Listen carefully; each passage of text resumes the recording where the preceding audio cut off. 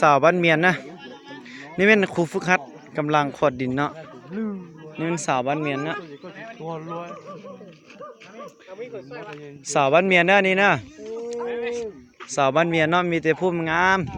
เนาะสดชื่นเลยไปยังมาอยู่ห้างเนี่ยยืนคออยู่ละจับ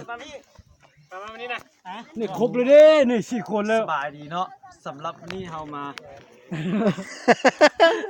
เฮามาลงชุมชนที่บ้านเมียนเนาะก็คือในมื้อนี้เฮาจะมาแปลงขอทานของบ้านเมียนเนาะลูกเต้วิทยาลัยลูกเต้โรงเรียนมศเวียงมาฮอดบ้านเมียนนี่ใช้เวลาอยู่2 ชั่วโมงครึ่งเพิ่งฮอดถือว่าไกลเติบเนาะสำหรับมื้อนี้แม่นวันที่18เนาะวันที่18เดือนวันที่18เดือนเมื่อยหลาย17เนาะเดือน3 2019เนาะเฮาได้มาแม่นแล้วมาฮอดละม่วยหลายม่วยเท่ม่วยว่าเฮาได้มาลงชุมชนที่บ้านเมียนเด้อเมืองพุกุดแขวงเชียงขวางเนาะแม่นแหละมาทอดมาถึงแม่นมีเต็มหมวยอย่างเดียวฮอดอดเอาเนาะฮอดอดเอาเนาะโอกาสดีมีก็ถือว่าคุณฝึกหัดครูฝึกหัดเฮาได้มาลงนี่ถือว่ามวยหลายแม่นม่วยหลาย มวยหลาย ม่วยหลายอ้าวขอขอบใจดูเขาไหลไป พิธีกรนี่อ้อมาจัดเวลานี้ขบวนเฮานี่มวยหลายแล้วจึงสิได้กัดขึ้นผู้ใดก็มวยหมดสิได้กัดขึ้นละพิเศษแม่นปัสสงลีนี่มวยหลายกว่าหมู่พิเศษเฮามวยหลายเฮาได้กลางคืนเด้อนี่ บ่โดนเล่าสิได้ก็ขึ้นไปฮอดผู้เวียงแล้วเด้อเวลานี้ขบวนเฮาถือว่าสำเร็จอุปถัมภ์เนาะเป็นนี่ก็คือสิ่งระลึกเนาะเป็นอุปทานเด้อมวยหลายเก็บแม่ใครฮู้มาทางนี่แม่นหัวหน้าขบวนเด้ออันนี้หัวหน้าขบวนนะนำพาเฮ้ยบ่แม่นถือว่าเอาแชร์เอาถือว่าขบวนนี้เฮามวยแล้วเฮากัดขึ้นตอนสำเร็จแล้วเพิ่นเลยก็อย่าเป็นถือว่าสั่งเล็กแล้วเด้อขบวนเฮานี่สั่งเล็กแล้วกัดขึ้นเด้อกัดขึ้นมาเห็นแล้วก็คือมือเหินละ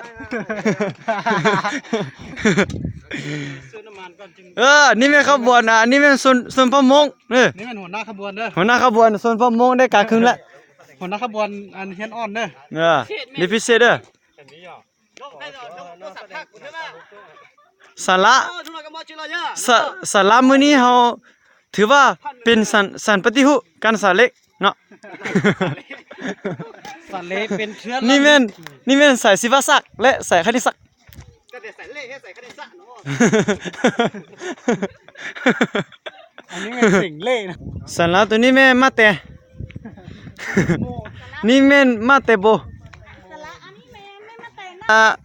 ห้องน้าน้อยและนี่เป็นเหือฟืนน้อยเจ้าก็เหือน้อยสิรู้เนาะนี่เป็นมาฮู้จิลุมาจินี่เป็นมาภาษามงมาจิน้องโกเดี๋ยวจีจะเลี้ยจะลองจะมาปีมาเพะเมื่อปอจะมาเพะพอจะให้รู้ลองจะมาปีโอ้กะเต้าจงตาเชื่อเด้อจงก็เกียเด้อเลยก็ใช่จะขบวนฝืนนะที่จะแต่ฉันมูที่จะมอลโลไอ้ตรงนี้อยู่เป็นลงโอ้ยยุ่งหน่อยน้องมาจงต้องเจอมันต้องถือเล็บลงเด็กโป่งเลยเนาะเจอ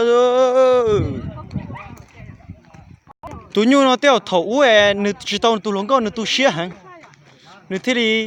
มัวลูกเก่าใจเจ้าจอนเด้อสุดเดียวแล้วนะ